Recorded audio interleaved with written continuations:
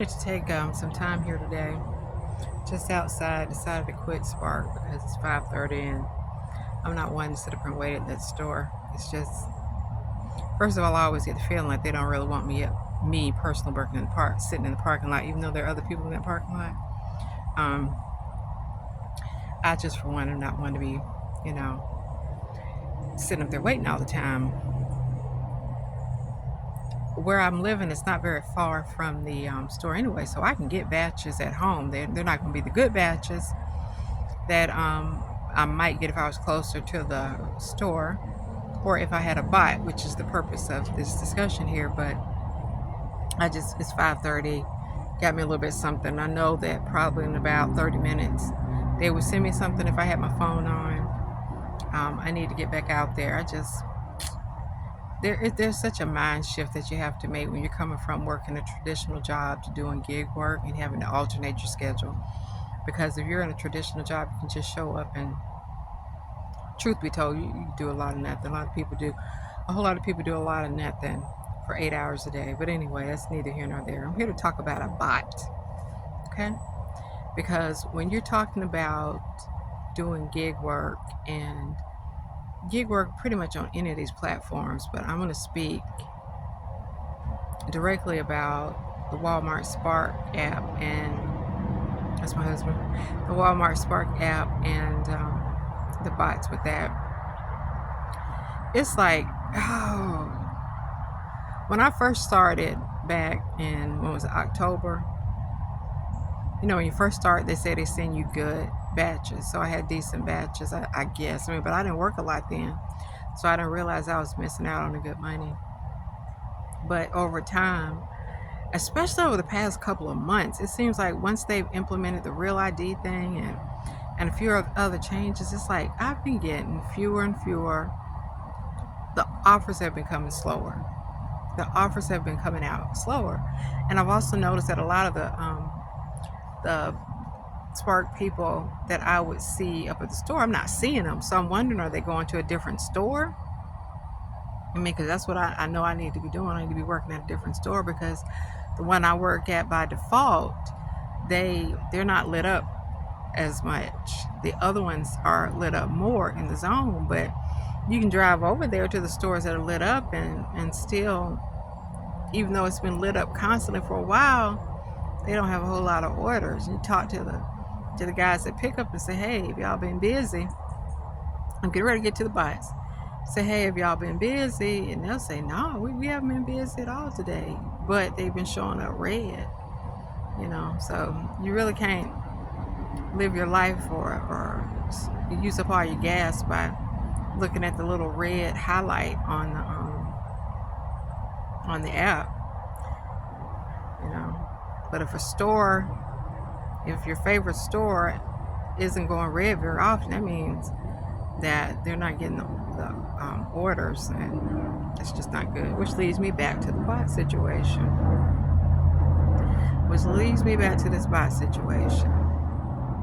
Because I saw a video about the bots and how they function.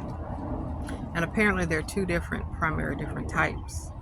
There's the one that is like on the phone, kind of. To me, it's sort of like a tool that I saw for one of the other gig platforms, food delivery platforms. I'm not going to mention the name of it, but it's sort of like that because it's selective. It helps you to set a criteria of the type of offers that you want to accept, and it weeds out all the ones that you don't want. So, which was a good thing, because I had tried that, used it when I was with DoorDash, but DoorDash and DoorDash not flipped out. They're not calling that tool a bot because it's not. It's different. It's different. But I had used that. But what happened for me with that is, it was my criteria, the way I had the criteria set, I was declining so much, it just made my acceptance score drop. And then and I remember calling support, and the lady was acting like, oh, they were going to deactivate me because I had declined so many offers. It's like, well, y'all have been sending me all these horrible offers. But one day I was when I had that tool on for DoorDash, it was declining a lot of bad offers.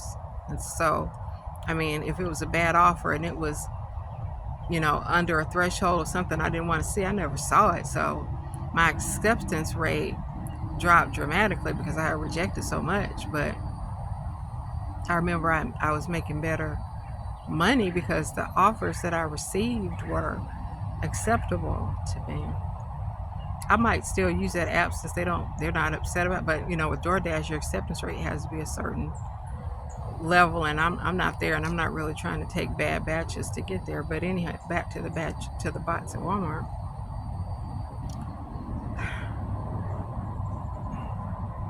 It seems like they're tied in directly to the Walmart order system. I'm gonna say what happened must have been when they've been hacked before. Somehow they've integrated this capability of these bots to be able to work like that. It's got to be for when they were hacked, and it's like there was a back door maybe that's continuously open. I don't know, it could be deliberate. You never know how people make money off stuff, but it seems to be tied directly into the Walmart order system, to the point that orders, they may see orders that the rest of us will not see, or orders that are there, but they may see them and we would never see them. That's telling me you have a view inside the system. It's not just something that's been pushed out. And then they, of course, have the ability to, since they're getting first dibs, because they're seeing stuff first, they're able to respond so fast. And then that's why, you know, it's like regular people like me, you never, I'm not going to say never, but I know the really good offers are going to the people who are using the bot. And there are a lot of people using those bots. I know there used to be, you know, in the chat, in the forums and stuff on Facebook, people would complain about illegals, you know, immigrants and stuff, coming over and using the bots. But I'm gonna tell you, it's regular Americans. Probably it's almost, I don't know, it seems like it's almost half the people I believe, this is speculation, I have no way of knowing, but it seems like over half the people must really be using the bots. I'm just telling you the truth. And so it's like the system is rigged so that you almost have to. I mean, I'm getting crappy orders. I'm getting orders for a max of $20 a lot of times. 3 customers, car full of groceries, a lot of water. You know what I'm saying? Stuff like that. But those are the type of offers that they're just declining at. You know, and then they have distance with them and stuff. You know, so it would be nice if people spy and watch everything I do. So if I was to be using a bot, people would know it, and I would get in trouble and I'd get deactivated. But other people, you know, they don't have that problem. If they get deactivated, it's like they get deactivated, they make it. But yeah, once I saw that video by that guy he went ahead and did the video, because once he had got activated on the platform, he wasn't getting any offers. And he had been on the platform for a few days, and he's like, well, what's up? I'm not getting any offers at all on this app, which is crazy. How can you be on the app and have it on all day and not getting offers? He said, well, that must mean that my market is oversaturated with these people using these bots. And so he did his research. He signed up to see how he got them. You know how they put all these ads up, which is so horrible. It's like they're encouraging you to cheat the system, because you go in these Facebook groups and they're sending you these links. They allow people to send links for you to cheat the system. I even had gotten a special group invite for the bots, getting the bots from one of the admins on one of the Spark pages and stuff. So it's like the system is so messed up and stuff. So, I mean, I say this to say, if you're doing Spark now, the odds are set against you. The odds are against you getting a fair shot. The high offers are the decent offers, is nice offers. The ones that aren't too difficult to do and are worth the money, and the ones that have the tips, they're all gonna be crapped up. And so that leaves people like me and possibly you as a viewer to get the type of orders, to see the orders frequently that are $17, 3 drops, 6 miles, and you got a lot of stuff to do, you know. And then the timing on them, the amount of time they claim it's going to take to do the delivery is off too. So there's a lot to this. But anyway, the way these bots are working, from what I'm seeing, they're not going nowhere. This is not going to be a problem that gets resolved anytime soon. I don't know if they really want to get it resolved. You know, I don't know, because I don't, I don't know. I don't trust anybody. It could be inside job. You never know. But yeah, so these bots are not going anywhere. So we really have to decide how much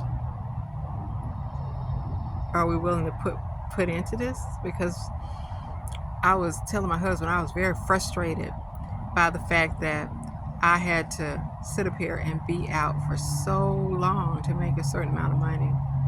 There's a certain amount of money I want to make each day, and it's just taking longer for me to be able to make that money each day. So it's the bots. So people have a choice. They're going to either pay to use the bots, or they're going to work longer hours, or get discouraged and try to figure out another way to make some money, which I guess is good. Maybe it gives us an opportunity to do other stuff. Yeah. And we shouldn't be dependent on one app either. Uber's okay, but Uber will get you them bad offers. They will give you so many, you have to decline so many that it's crazy. But that's all. That's it. Just want to share that with you today. Bye.